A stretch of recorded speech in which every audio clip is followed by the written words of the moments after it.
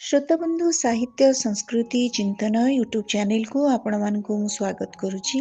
आज 77तम साधारणतंत्र दिवस उपलक्षे समस्त भारतीय एवं उत्कलीय मानकु साधारणतंत्र दिवस रो अनेक अनेक शुभेच्छा और अभिनंदन।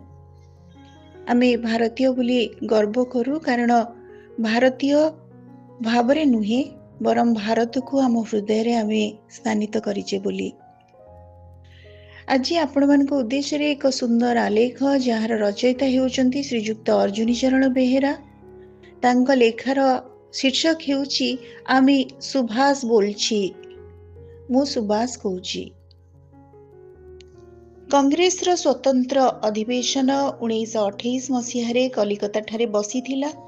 एही अधिवेशन रे कांग्रेस क्रांतिकारी संगठन माननकु आह्वान जणाइथिला स्वाधीनता संग्राम रे कांग्रेस को सहायता करिबा पई। एही अधिवेशन रे सभापतित्व करिथिले पंडित मोतीलाल नेहरू।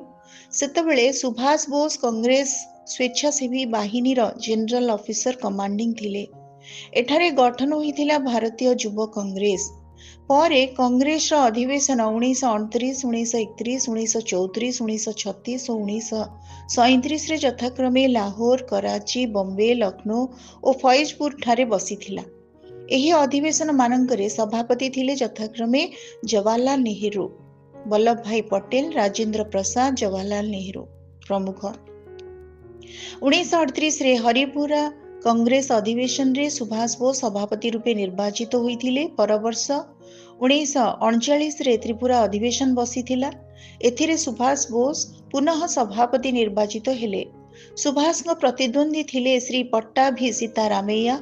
निर्वाचन रे सुभाष बोस 1535 टी भोट पाइथिला बेले पट्टाभी पाइथिले 1346 टी भोट। मात्र गांधीजी अहिंसा आंदोलन उपरे सुभाष आस्था स्थापन न करि पारिथिबा हेतु से सभापति पदरु इस्तीफा देइथिले। तांक स्थान रे राजेंद्र प्रसाद को नियुक्त करा जाइथिला।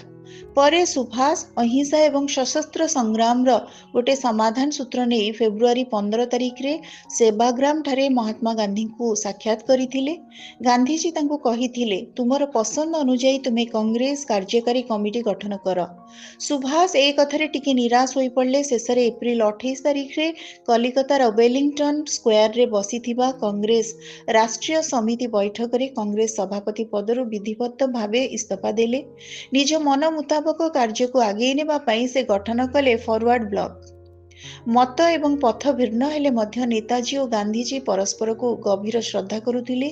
गांधीजी सुभाष को कहूथिले, मोर अमानिया विद्रोही संतान, बाहर सहायता बल स्वाधीनता हासिल करा जाई परिबो बोली सुभाष जेतेबेले मनस्थ कले से गांधी को पचारिथिले, बाहर को जाई किछि करा जाई परिबो कि नाही, मु थरे देखिबा पई चाहूछि, मते आशीर्वाद करंतु।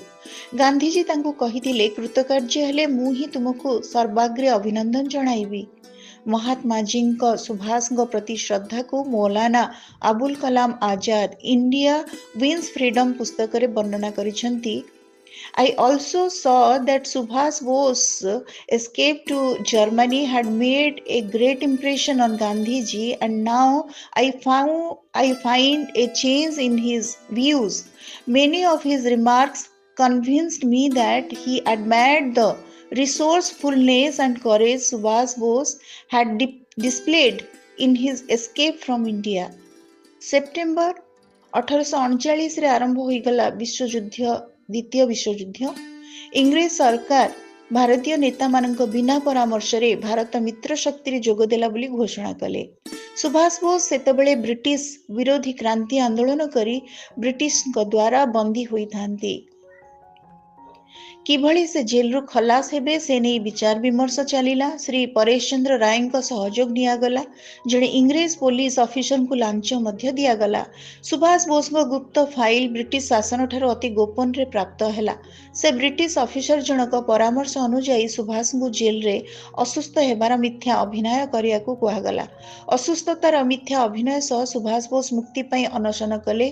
तांकर से अनशन कथा प्रकट हेबा मात्रे देश सारा असंतोष र बन्ही जलिला।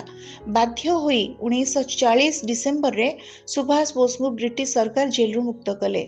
जेल रु मुक्त होई सुभाष भेटी थिले महान क्रांति योद्धा वीर सावरकर को।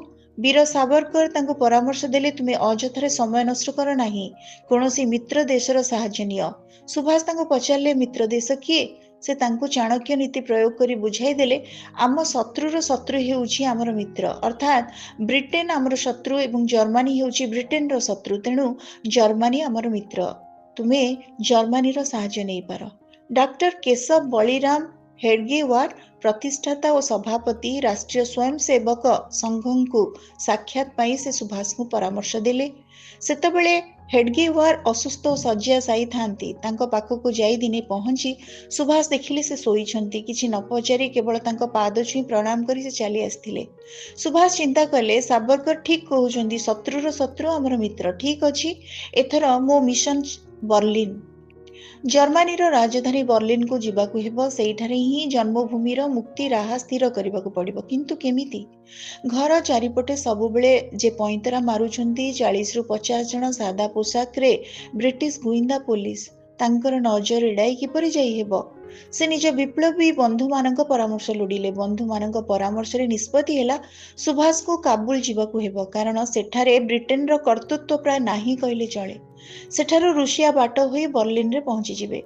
साहाय्य करिवे तांको उत्तर पश्चिम सीमांत प्रदेश रो विशिष्ट फॉरवर्ड ब्लॉक नेता पेशवार रे अकबर साहा। से दिन थिला जनवरी 17 तारिख 1941 मसीहा, राति 1:25। सुभाष निजर बेश को बदलाई होई गले जणे अफगान पठान आउ जणे सहयोगी भगत राम को सहित सुभाष नजरबंदी थिबा एलिगिन रोड बासभवन छाड़ी आगु चलिले। दुहे गोटे कार रे जाउथांती, राति पाहि आसुथाए, सेमाने जाई पहुंचिले गोमो रेलवाई जंक्शन रे। चारिपटे खाली धूसर कंकरित भूमि, रास्ता बोली किछि नाही। सुभाष सेठिका जनजातिर लोकमानकु निजर एवं भगत राम को परिचय देउथांती, चाचाजी आउद्दीन और रहमत खान बोली। सेठु सेमाने बहु दुर्गम पथ पार होई आसी पहुंचिले गाड्डी ग्राम रे। सेठु से सांगरे नहीं जाइथिबा जणे गाइड को विदाय देले। सेइठारु धरिले हावड़ा कालका एक्सप्रेस। कालकारु चलिले अफगानिस्तान रो जलालाबाद शहर अभिमुखे। स्वाधीन राष्ट्र अफगानिस्तान सेठी पहुंची स्वाधीनतार केते आनंद ता मर्मे मर्मे अनुभव कले सुभाष। भगत राम को अफगान भाषा जणाइथिला भगत राम को अफगान भाषा जଣା थिला, किंतु सुभाष को जଣା नथिला। सुभाष पूर्व भली चाचा जियाउद्दीन भूमिका रे रहिले, किंतु अभिनय कले जणे मूक और बधिर चाचा भावे। तांकर भाव को से खाली ठार रे प्रकाश करिवे, जहा कहिबा कथा से कथा कहिबे भगत राम बा रहमत खान। राति 10 रे सेमाने पहुंची गले जलालाबाद रे। सेइठु केउठी पादरे तो केतेक बाट ट्रक रे यात्रा करी शेषरे सेमाने पहुंची थिले अफगानिस्तान राजधानी काबुल रे। से दिनटी थिला जनवरी शेष दिन 31 तारिख। काबुल रे एक संवाद शुणी से विचलित होई पड़िले। रेडियो रे इंग्रेज सरकार को घोषणा थिला सुभाष बोस खसी जाइचंती। नॉर्थ वेस्ट फ्रंटियर कैंप एवं Peshawar military camp, Surma valley light horse rifles, eastern frontier rifles को जणाई दिया जाइछि। सबु जगह तन्न तन्न करी खोजी सुभाष को गिरफ कर। सेमाने दिन को 2 टंका हिसाब रे लांच एवं सुभाषंकर सुना घंटाटी देई काबुल रो पुलिस कबल रक्षा पाइले। एतिकी बेले भगत राम को सहित भेट होई गला तांकर जणे बहु पुरातन बंधु उत्तम चांद को सहित। उत्तम का काबुल शहर रे गोटे रेडियो दुकान थिला। भगत राम को अनुरोध रे तांको बंधु उत्तम सुभाष बोस को नहीं निज घरे लुकायित भाव रखिले। रूस जीवा पई रूस दूतावास रु कोनोसी सहयोग मिलु नथिला। से बाध्य होई जर्मनी दूतावास सहित जोगाजोग कले। मार्च 16 तारिख दिन खबर आसिला सुभाष जणे इटाली बंधु क्रेसिन को घर को जिबे एवं मार्च 17 तारिख दिन से बाहरी जिबे यूरोप। से ही 16 तारिख राति रे उत्तम चांद को घर विदाय नेले सुभाष। राति रे पहुंचिले इटालीय बंधु क्रेसिनी को घरे, सांगरे थिले भगत राम। मंत्रणा हैला काबुल रे सुभाष ओरफ सीन रो बोस को प्रतिनिधि रूपे भगत राम इटालीय दूतावास सहित जोगाजोग रक्षा करिवे। मार्च 17 तारिख भोर समय क्रेसिन को घर सामने रे इटालीय दूतावास रु गोटे गाड़ी आसी पहुंची थिला। से गाड़ी रे बसिले डॉक्टर वेलगार, डॉक्टर करा, गाड़ी ड्राइवर एवं चतुर्थ जनक हेले छद्मवेशी सुभाष। ऑरलैंडो मैजोट्टा हेले सुभाष बोस इटालीय नाम। सुभाष बोस निरापद रे मार्च 28 तारिख रे बर्लिन रे पहुंची जाइछंती। ए खुशी खबर आसी पहुंचिला काबुल रे। एहापरे इटालीय दूतावास को तांको फोन आसिला। तांको बंधु भगत राम उत्तम चांद एवं अन्य विप्लवी संपर्क रे से सविशेष खबर नेले। बंधु भगत राम को निमंते विशेष आनंददायक खबरटी थिला जर्मनी सबु प्रकार सहायता करिया को प्रस्तुत, किंतु कथा थिला जे पर्यंत सेमाने सुभाष को भारतर प्रतिनिधि भाव स्वीकार करिनांती सेमानक ठाରୁ कौनसी प्रकार साहाय्य मिलिबा संभव नुहे। जर्मनी सहित कथा चलीची, किछि दिन अपेक्षा मात्र सेही बहु प्रतीक्षित मुहूर्त आसी पहुंचीगला।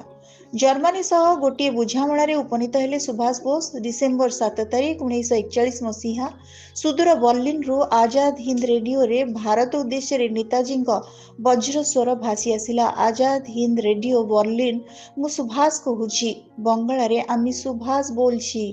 किए किए बोली चमकी उठिला सारा भारत वर्ष। किए कहूची, काहार ए शब्द भासी आसुची इथर तरंग रे। हुरी पड़ीगला सारा देश रे सेही चिर परिचित कंठ और सेही तेजोदीप्त भंगी। पुणी से कही चलिले, एते दिन हैला आपणक निकट रे मोर वक्तव्य सुनाइबा सुजोग नथिला। शत्रुपक्ष जेते जहा अपवाद दियंतु ना काहींकि मु जाने आपण माने ताहाको विश्वास करिवे नाही। मु मो काम करि जिबी। किए कोन कहिला बा न कहिला सेथिरे मोर किछि जायस नाही। अक्षय शक्तिर आक्रमण निज साम्राज्य को रक्षा करिया पई ब्रिटेन जदि अमेरिकार द्वारस्थ हेबा पई लज्जाबोध न करे, तेबे भारत वर्षर स्वाधीनता निमंते आमे अन्य कोनोसी जातिर सहाय्य प्रार्थी हेबा आम पक्षरे अन्याय नुहि कि अपराध मध्य होई न पारे। आपण माने आंतर्जातिक परिस्थिति को लक्ष्य रखी प्रस्तुत हुंतु। ब्रिटिश गवर्नमेंट को विभ्रांत करी मु भारत वर्षर चली आसी और यथा समय रे आपणक निकट रे उपस्थित हेबी। सुजोग आसीची संपूर्ण भावे ताहाको कार्य रे लगाइबाकू ही पड़िबो। सेथिपाई समस्ते जाति और धर्म निर्विशेष रे अविलंबे संघबद्ध हुंतु। ऐक्य और एकाग्रतार आज विशेष प्रयोजन। सुभाष परे कहिले सांबादिक डॉक्टर गिरिजा मुखर्जी और शेष मिस्टर शर्मा। वक्तव्य से एका प्रस्तुत हुआ लग्न आसन्न। सारा देश सुभाष का कथा सुनी स्तब्ध हो गला। सुभाष चंद्र ब्रिटिश आखिरे धूली पकाई जर्मनी रे पहुंची सारी। जर्मनी तथा हिटलर को साहाय्य और सहयोग पाई किमिति संभव हैला एहा थिला अत्यंत अविश्वसनीय, सेतिकी अकल्पनीय। ଏହା ଥିଲା ଯେତିକି ଅବିଶ୍ୱସନୀୟ ସେତିକି ଅକଳ୍ପନୀୟ।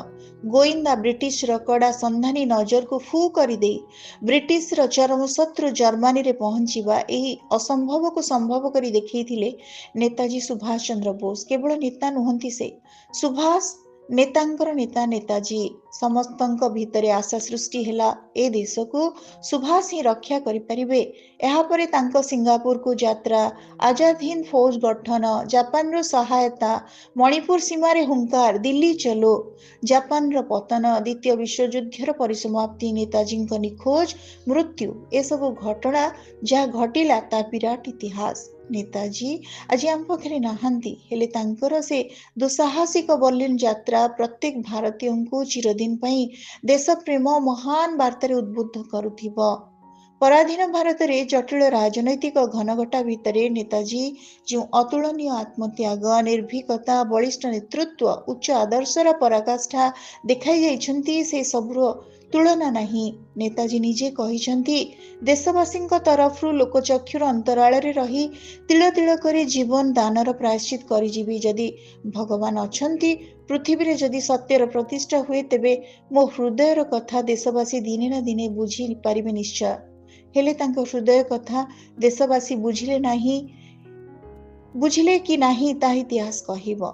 ହେ ମୁକ୍ତି ପଥର ଅଗ୍ରଦୂତ, ହେ ପରାଧୀନ ଦେଶର ରାଜବିଦ୍ରୋହୀ, ଆଜି ତୁମ ଜନ୍ମ ତିଥିରେ ତୁମକୁ ଶତକୋଟି ନମସ୍କାର। ତୁମର ସେଇ ବାର୍ତ୍ତା, let us create history, let somebody else write it, ଏ ଦେଶର ନର ନାରୀ ଓ ଯୁବବର୍ଗଙ୍କୁ ଯୁଗେ ଯୁଗେ ଉଦ୍ବୁଦ୍ଧ କରୁଥାଉ। ଜୟ ହିନ୍ଦ। ଏହି ତଥ୍ୟ ଶ୍ରୀ ଶୈଳେଶ ଦେଙ୍କ ବଙ୍ଗଳା ଉପନ୍ୟାସ ଆମେ ସୁଭାଷ ବୋଲଛିର ଓଡ଼ିଆ ଅନୁବାଦ। ମୁଁ ସୁଭାଷ କହୁଛି ବ୍ରଜରାଣୀ ବୋଷ ଲେଖିଛନ୍ତି। ଏହାକୁ ଓଡ଼ିଆରେ ଆଉ ସୁନ୍ଦର ଭାବରେ ଉପସ୍ଥାପନ କରିଛନ୍ତି ଅର୍ଜୁନୀ ଚରଣ ବେହେରା। ଶ୍ରୋତା ବନ୍ଧୁ, ଆଜି साधारणतंत्र दिवस रे आपण मानकु सुभाष चंद्र बोस को मु मने पकेबाकू इच्छा कली कारण तांकर रक्त तांकर स्वेद तांकर परिश्रम तांकर कष्ट स्वीकार आज आमको ए स्वाधीनतार ए मुक्तिर स्वाद चखैछि निश्चय ए कथा आपण समस्ते स्वीकार करिवे। आजिर ऑडियोटी आपण मानकु केमती लागिला आपण मानक मतामत अपेक्षा रे रहुछि। धन्यवाद। जय हिंद।